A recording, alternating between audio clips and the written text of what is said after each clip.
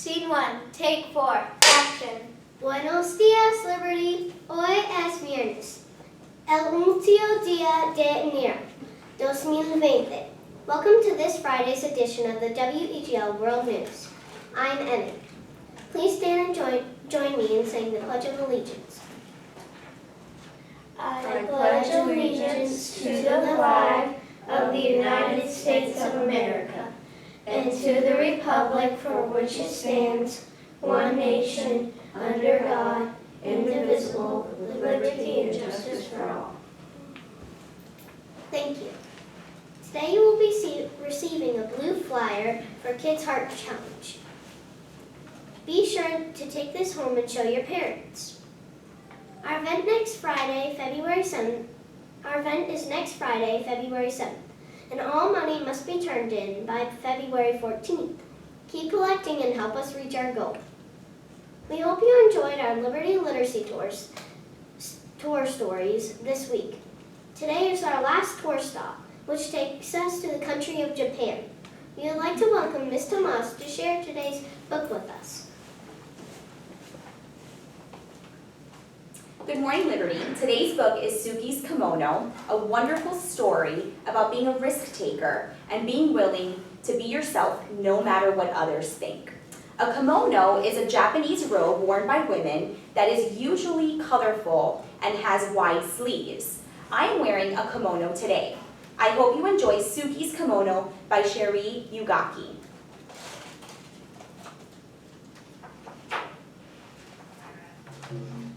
On the first day of school, Suki wanted to wear her kimono.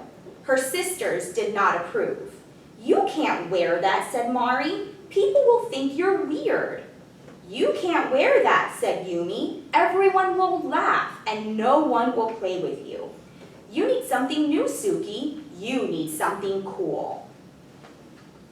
But Suki shook her head. She didn't care for new. She didn't care for cool. She wanted to wear her favorite thing, and her favorite thing was her kimono.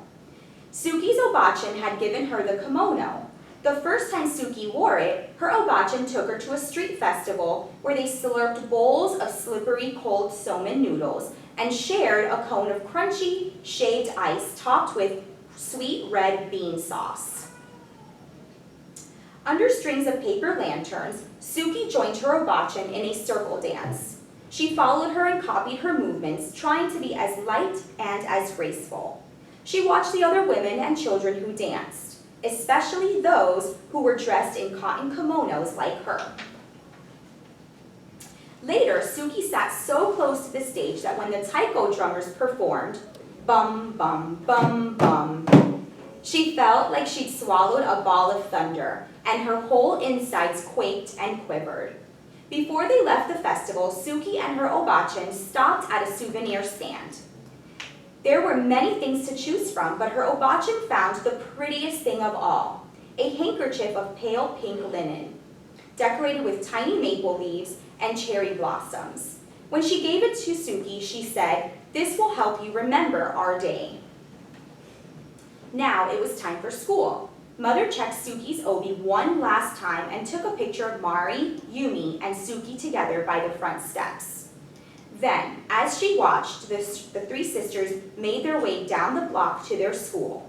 Mari and Yumi stayed several paces ahead of Suki and pretended they didn't know her.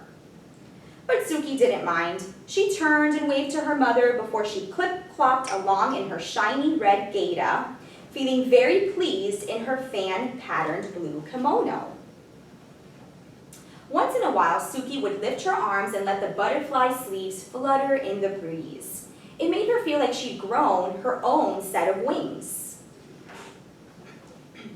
When they reached the school, Mari and Yumi hurried across the yard to a group of their friends. Suki stopped and looked around. Some of the children turned and stared at her, and others giggled and pointed at her kimono. But Suki ignored them. She took a seat on the swing to wait for the bell. A girl dressed in overalls, just like a pair Suki had at home, sat on the swing beside her. "Hi, Suki," said the girl. "Hi, Penny," said Suki. "How come you're dressed so funny?" Penny asked. "Where did you get those shoes?" Suki lifted her feet off the sand and wiggled her toes. "I'm not dressed funny," she said. "My grandma gave me these shoes." Suki started pumping her legs. After a moment, Penny did the same, and soon they were both swinging as fast and as high as they could. Swoosh, swoosh, up and up. When the bell rang, Suki and Penny jumped off their swings and ran to the gym for the first day assembly. Once they were finally taken to their new classroom, Suki chose a desk near the window. Penny chose a desk next to Suki. As they waited for everyone to find a seat, two boys in front of Suki turned and snickered behind their hands. One of the boys reached over and snatched at Suki's sleeve. "Look at this," he said. "She's a bat." Suki felt her cheeks burn, but she did not respond. Instead, she concentrated on sitting up straight and tall the way her obachan always did. It was easy to do with an obi wrapped snug around her middle. Her obi was golden yellow, and in its folds, Suki had tucked away her pale pink handkerchief. "Welcome to the first grade," said the teacher. "My name is Miss Paggio." She smiled. "Let's introduce ourselves and tell everyone what we did this summer." When it was her turn to speak, Suki stood up and told the teacher her name. "Hello, Suki," said Miss Paggio. "What did you do this summer?" "My grandma visited us," she said, straightening her sleeves. "She brought me my kimono and my gaita." Suki raised her foot to show the teacher her wooden clog. Somewhere in the classroom, someone laughed, but Suki took a deep breath and continued.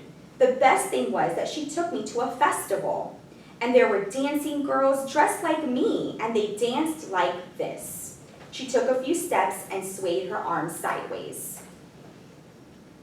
"Look, now she's dancing," someone said, but Suki didn't hear. She hummed the music she remembered hearing at the festival.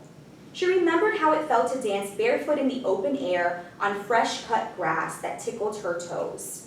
She tried to picture the other dancers, how they moved forward in the circle with the rhythm of the music, how they stamped their feet, first right, then left, swung their arms first up, then down, how they stepped back and back and back, then clapped. When Suki couldn't remember the next step, she made it up, just to keep dancing. 1, 2, 1, 2, 1, 2, stop. When she finished, the room seemed very quiet. Everyone was watching her. Suki sat down, wondering if she was in trouble.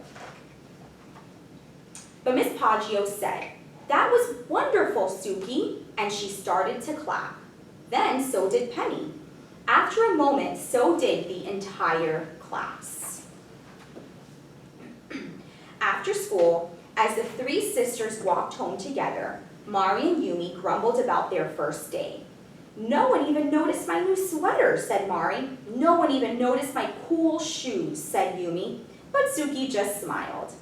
As she clip-clopped along behind them, Suki pulled out the pale pink handkerchief from her obi and held it over her head to catch the wind. And in her blue cotton kimono and in her shiny red gaita, Suki danced all the way home. We hope that you have enjoyed this story, and we hope that you've enjoyed our literacy tours this week during Literacy Week. Have a great weekend. Bye. Thank you, Ms. Tomas, and all of our guest readers this week. Today's tailgate lunch includes all of our favorites: cheeseburgers, pepperoni pizza, chicken tenders, smiling potatoes, baked beans, strawberry cup, and whole pears. We want everyone to remember to soar like an eagle. Safety first, own your behavior, always do your best, respect yourself, others, and your world. That's all for me. Have a wonderful Super Bowl weekend. Adios, Liberty. Cut!